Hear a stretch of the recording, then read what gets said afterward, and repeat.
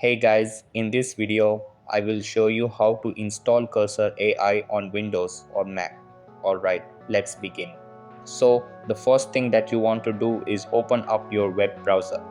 Over here, type Cursor AI in the search bar and hit enter.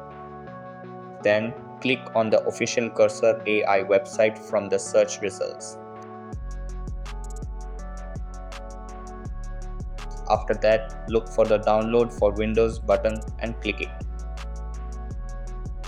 Then choose a location on your computer to save the file and the download will begin. Once the download is complete, navigate to the folder where the file is saved. Then double click on the downloaded file to start the installation process. After that, click yes if a pop-up appears asking for permission. Then the installer will automatically install Cursor AI. So that's basically how you can install Cursor AI on Windows or Mac. And that's it for this video. If you found this helpful, consider subscribing and giving this a big thumbs up. Thanks.